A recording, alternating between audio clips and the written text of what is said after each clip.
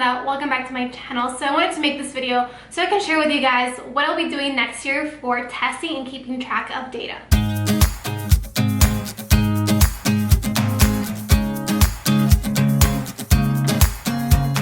So if you teach pre-K or first, this might work really well for you.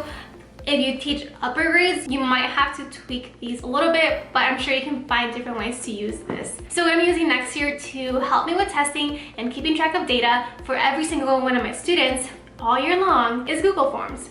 And this is just like my kind of like free alternative to using ESGI. My first year of teaching, I did take the plunge and bought a year subscription of ESGI. If you're not familiar with what ESGI is, it is this great testing tool that I loved using in kindergarten. It gives you graphs and parent letters and flashcards and all these awesome resources, but it's about like $300 a year, and I don't want to pay that. My school's not going to pay that, so I have to figure something else out. I decided to use Google Forms after I saw Darren, shout out to Darren, you're amazing. I saw him use Google Forms for a quiz. He teaches 4th grade, so that's how I know it can be used for older grades.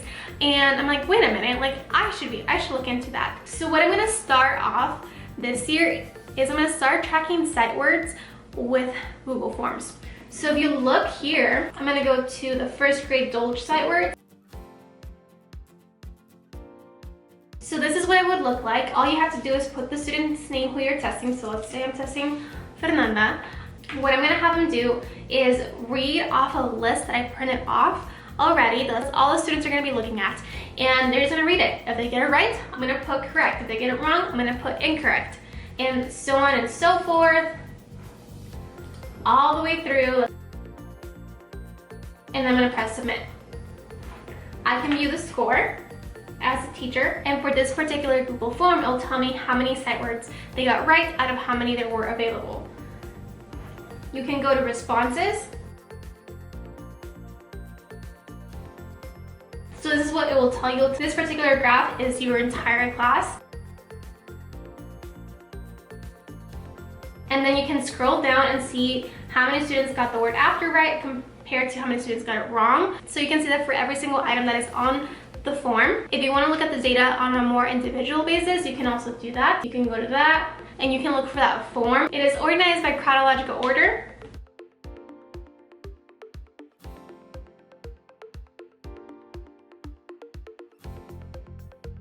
So you can see what they got wrong. You can also print it.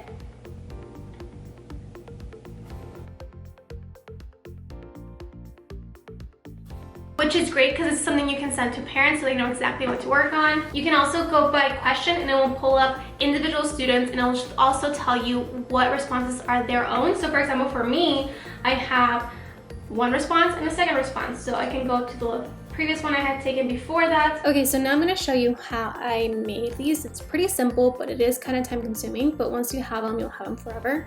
So I'm just gonna go back to the Google Forms homepage. And as you can see here on the top, there are a few templates. And for my assessments, I just used the assessment template. So this is their template. Right here, you can put a description of your test. So maybe you wanna do letter sounds. I keep the name there, as always.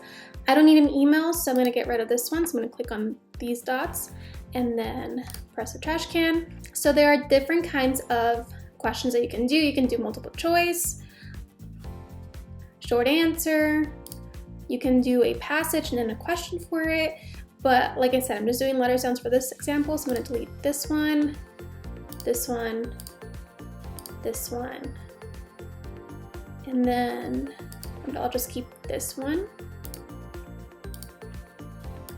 So if I was doing letter sounds, maybe I can do like A, short A, and then right here I would just put correct as my first option and correct as my second option. And for this quiz, I'll also add did not attempt.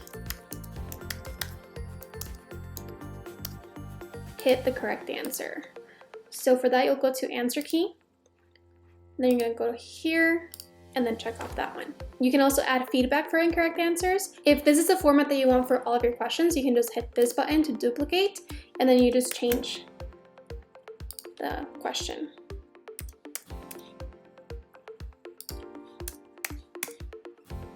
Also pay attention to your points, and I keep my points to 1 when it comes to quizzes like this. So let's pretend that's the end of my quiz. You can go to preview and test it out.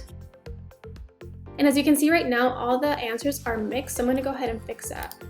So let's see. So I'm gonna go to these 3 dots, and I do not want them to be shuffled. So now it's fixed, except for this one. You can go to view score, and it'll tell you which ones you missed. Another way I'm going to be using this that is not testing related is for the beginning of the school year. So last year and the year before that, I had a ton of forms that I wanted parents to fill out, and I also had a set of identical twins in my classroom.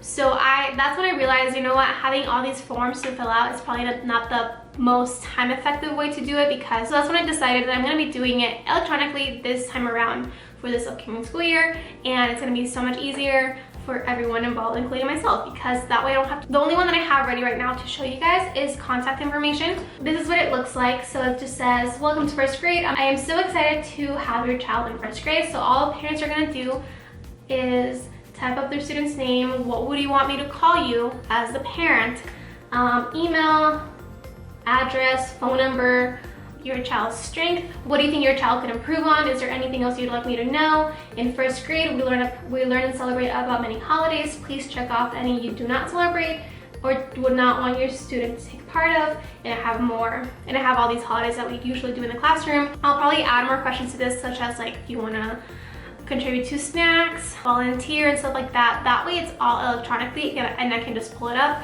and they don't have to sit there and write and check off a bunch of things. Right now I have primer through 3rd grade sight words, and I also started doing a letter sounds one that correlates to our phonics curriculum. So I have all of the ones that we're going through. I did not finish it, so I'm still working on it. So my plan is to be able to have tests like this for all the skills that we have to test for every quarter besides our standards. So like counting, letter sounds, segmenting, blending, and that is also something I can just give my aide on a tablet and be like, hey, can you test so-and-so on this form? And I'll have immediate data right after. That's pretty much all I wanted to share with you guys.